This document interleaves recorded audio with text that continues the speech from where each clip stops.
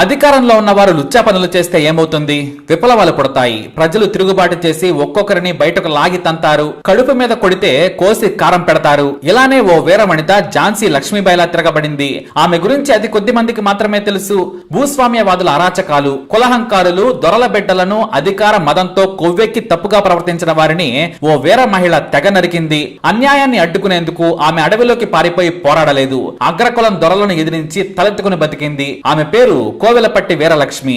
ఈమె జీవిత కథ సినిమాగా కూడా వచ్చి సూపర్ హిట్ అయింది. సిమ్రన్ మెయిన్ రోల్ లో వచ్చిన కోవెలపట్టి వీరలక్ష్మి తమిళనాట సంచలనం సృష్టించింది.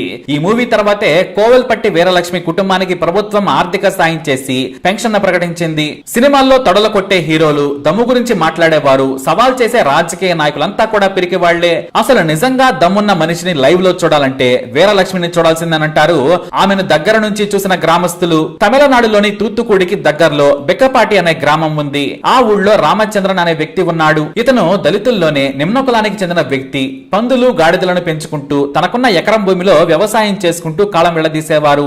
రామచంద్రన్ ఉదయాన్నే గ్రామంలోకి వెళ్లి ధనవంతుల ఇంట్లో అన్నం పెట్టమని అడుక్కుని వచ్చేవారు. కూలి పని దొరికితే భార్యతో కలిసి పనికి వెళ్లేవారు ఆయన. కానీ వారిని కూలికి కూడా ఎవరు పిలిచేవారు కాదు. రామచంద్రన్ వస్తుంటేనే దూరం జరిగి వెళ్లిపోయేవారు జనం. దీంతో వాళ్లు హీనమైన పనికి మాత్రమే వెళ్లేవారు. పశువుల పేడ నుంచి భూస్వాముల ఇళ్లలో మరుగుదొడ్లు కడిగే పని మాత్రమే చేసేవారు. అలాగే వీరికి ప్రభుత్వం నుంచి వచ్చే సంక్షేమ కార్యక్రమాలు కూడా అందేవి కావు. బిక్కపాటిలో దొరల పెత్తనం ఎక్కువ. 5-6 జమీందారుల కుటుంబాలు జిల్లా మొత్తం రాజకీయ పలుకుబడి ఉన్న ఫ్యామిలీస్ లా ఉండేవి. అయితే ఈ రామచంద్రన్ కు 3 కూతుళ్లు, 1 కొడుకు. కూతుళ్ల పేర్లు పెరియాది, వీరలక్ష్మి, చిన్నాదై. అందరికంటే ఆఖరున కొడుకు పుట్టాడు. పేరు వెలికెచ్చామి.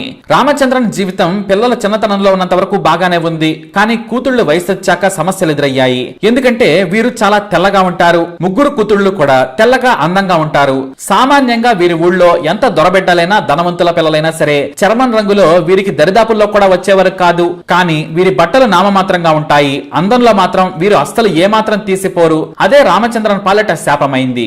ఓ రోజున రామచంద్రన్ పెద్ద కూతురు పెరియాదై ఒక దొర ఇంటికి అన్నం అడుక్కోడానికి వెళ్ళింది. ఆ సమయంలో దొర కొడుకు చూశాడు. అతని భార్య పిల్లలు మదురైలో ఉంటారు. కానీ 100 ఎకరాల వ్యవసాయం చేసుకుంటూ గ్రామంలోనే గడిపేవాడు ఆ వ్యక్తి. అయితే ఉదయం 10 గంటలకు వ్యవసాయ పనుల కోసం తన బైక్ పై వెళ్లేందుకు సిద్ధమవ్వక పెరియాదై కనిపించింది. ఆమె అందం చూసి మనసు పడ్డాడు. లోనికి పిలిచాడు. అతని పనివాళ్లకు సైగ చేసి అందరినీ బయటకు పంపించాడు. పెరియాదై వయసు నాటికి 17 ఏళ్లు. ఆమెను ఇంట్లోకి తీసుకెళ్లి స్నానం చేయించి తన భార్య బట్టలు ఇచ్చాడు. బెదిరించి వయసులో ఉన్న పెరియాదికి మాయమాటలు చెప్పాడు. తాను నిన్ను చూసుకుంటాను, కావలసినంత డబ్బు ఇస్తానని లొంగ తీసుకున్నాడు. అసలు సామాన్యంగా వీరిని ముట్టుకోవడానికి కూడా జనం ఒప్పుకోరు. కానీ కామం మాత్రం వేరనుకున్నాడేమో. పెరియాదిని సాయంత్రం వరకు ఉంచుకొని ఇంటికి పంపాడు. అది కూడా తన భార్య పాత చీరలతో పాటు 100 రూపాయలు చేతులు పెట్టి మరి ఇంటికి వెళ్లమన్నాడు. మీ నాన్నకు చెప్పినా నన్నేమీ చెయ్యలేడు. నీకు డబ్బు కావాల్సినప్పుడల్లా రా, నీకు 100 రూపాయలు ఇస్తానని చెప్పాడు ఆ దొరబిడ్డ.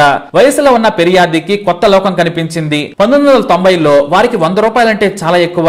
ఎందుకంటే గ్రామంలో ఆమెను చూడటానికి కూడా మగాళ్లు దగ్గరకు రారు. అలాంటిది దొర తనను ఇష్టపడ్డాడనుకుంది. అయితే పెరియాది ఇంటికి వచ్చిన తర్వాత కూతురి దగ్గర 100 రూపాయలున్నాయని తెలిసి తండ్రి నిలదీశాడు. దొర ఇచ్చాడని జరిగిన విషయం చెప్పడంతో కూతురిపై చేయి చేసుకున్నాడు. మనం కులం తక్కువ వారమే కానీ ఏనాడు ఆత్మాభిమానం కోల్పోలేదు. గుణంలో మనకు ఎవరో సాటి రారు. నువ్వు తప్పు చేశావని కూతురును చితక్కొట్టాడు. కానీ నాటి నుంచి కూతుళ్లను బయటకు పంపలేదు. అయితే రాక్షసులు మాత్రం ఇక్కడ పోలీసుల రూపంలో వచ్చారు. ఇదంతా జరిగిన కొన్నాళ్లకు ఊళ్ళో ఓ దొరకొడుకు మీద దాడి జరగడంతో జనమంతా డిఎంకే, అన్నా డిఎంకే వారీగా 2 గ్రూపులుగా విడిపోయారు. దీంతో పోలీస్ పికెట్ ను ఏర్పాటు చేశారు అధికారులు. ఆ గ్రామంలోనే పోలీసులు స్కూల్లో క్యాంప్ ఏర్పాటు చేసుకున్నారు. ఒక ఎస్ఐతో పాటు 10 మంది కానిస్టేబుల్ వచ్చారు. అయితే రాత్రి సమయంలో దొర ఇంటి నుంచి పోలీసులకు మాంసం కూరతో పాటు మద్యం కూడా వచ్చేది. దీంతో రాత్రి అయితే చాలు ఫుల్ గా తాగేవారు. ఈ మత్తులోనే ఉదయం పూట స్కూల్ వెనకాల ఉన్న 3 అమ్మాయిలు ఎస్ఐకి కనిపించారు. అగ్రకులానికి చెందిన ఎస్ఐ వారిని అనుభవించాలనుకున్నాడు.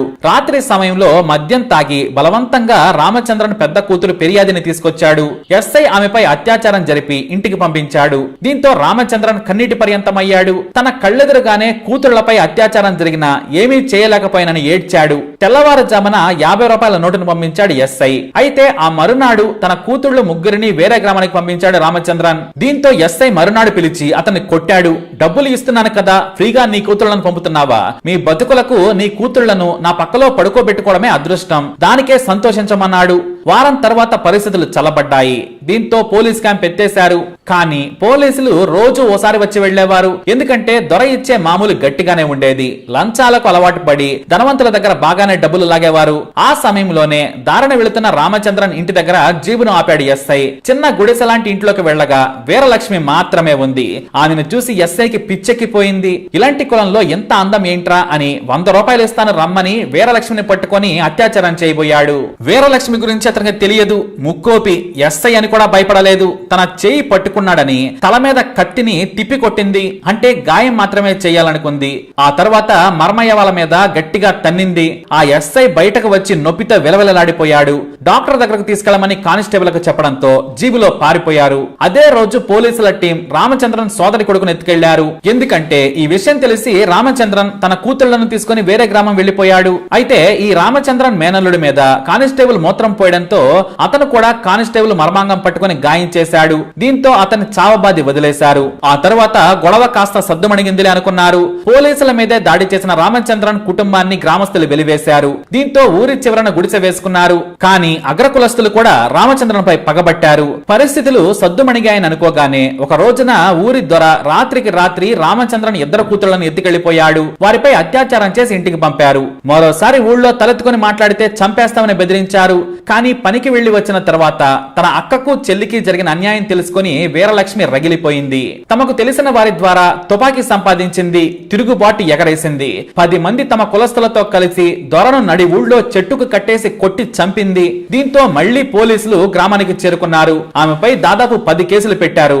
వీరలక్ష్మి మీద మొదటి నుంచి పోలీసులకు కోపం ఉంది. దీంతో గ్రామంలో ఆమె కోసం వెతికారు. కానీ దొరకలేదు. తన మీద అత్యాచారం చేసి తన అక్కను చెరిచిన ఎస్ఐని వ్యూహాత్మకంగా బంధించి హింసించింది. తక్కువ కులం వారని చెప్పి అగ్ర కులాలు నీచంగా చూస్తే చంపేస్తామని భయపెట్టింది వీరలక్ష్మి. నాటి నుంచి ఎవరు కూడా వారి జోలికే రాలేదు. కానీ పోలీసులకు దొరకకుండా తప్పించుకుని తిరిగేది వీరలక్ష్మి. ఒకసారి ఆమెను పట్టుకునేందుకు పోలీసులు గ్రామం మొత్తం చుట్టుముట్టారు. అయినా ఒక ఆలయ పూజారి ఆమెను కాపాడాడు. ఎందుకంటే తన కొడుకుతో కలిసి ఓ నది పక్కన సంధ్యావందనం చేస్తుండగా 12 ఏళ్ల పూజారి కొడుకు నదిలో కొట్టుకుపోతూ ఉండగా కేకలు వేశాడు ఆ పూజారి. ఆ సమయంలో దూరంగా కట్టెలు ఏరుకుంటున్న వీరలక్ష్మి చూసి రాళ్లు ఉంటాయని తెలిసినా పైనుంచి దూకి ప్రాణాలకు తెగించి కాపాడింది. ఒకప్పుడు రామచంద్రన్ కుటుంబ సభ్యులు ఆ గుడి పరిసరాల్లోకి రావడానికి కూడా పూజారి ఒప్పుకునేవాడు కాదు. నాటి సాయం గుర్తుంచుకున్నాడు ఆ పూజారి. ఏకంగా గుడిలోని ఆలయం దుర్గామాత విగ్రహం వెనుక ఆ వీరలక్ష్మిని దాచి పోలీసుల నుంచి కాపాడాడు. ఇలా దాదాపు 8 ఏళ్లు తమ గ్రామంలో పెత్తందారి భూస్వాములను ఎదిరించింది వీరలక్ష్మి. దళితులను వేధించే వారికి బుద్ధి చెప్పింది. వీరలక్ష్మి కారణంగా ఆ ఊరికి సర్పంచ్ గా మొదటిసారి ఓ దళిత వ్యక్తి గెలిచాడు.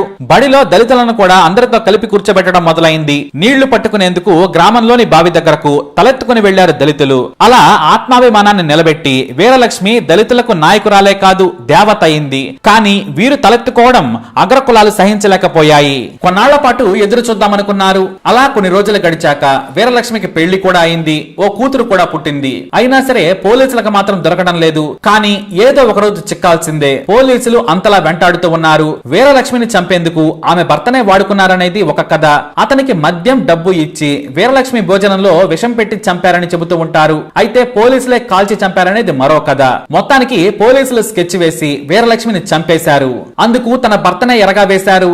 వీరలక్ష్మి చనిపోయాక దళిత నేతలు పోరాడడంతో వీరలక్ష్మి తండ్రికి ప్రభుత్వం కాంట్రాక్ట్ ఉద్యోగం ఇప్పించింది. అలాగే వీరలక్ష్మి కథతో సినిమా కూడా తీశారు. సిమ్రన్ మెయిన్ లీడ్ చేసింది.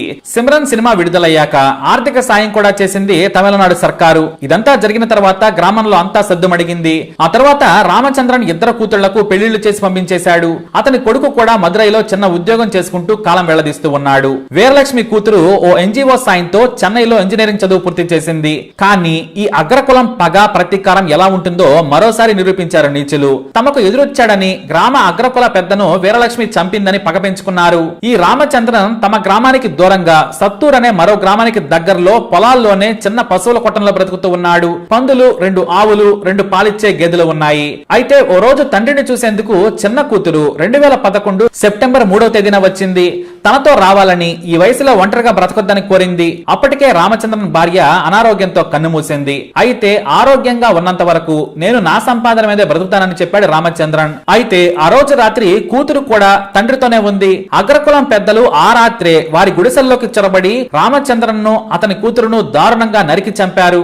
ఆ తర్వాత గుడిసెకు నిప్పంటించి పోయారు. ఊరికి దూరంగా ఉండడంతో తెల్లారే వరకు ఎవరో చూడలేదు. నాటి నుంచి రామచంద్రన్ కుటుంబ సభ్యులెవరూ ఆ ఊరిలోకి వెళ్లలేదు.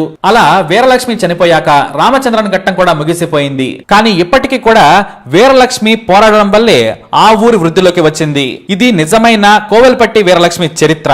మరి ఈ స్టోరీపై మీ అభిప్రాయాలను కమెంట్ ద్వారా తెలియజేయండి. వీడియోని లైక్ చేయండి, షేర్ చేయండి, మా ఛానల్ సబ్స్క్రైబ్ చేసుకోండి.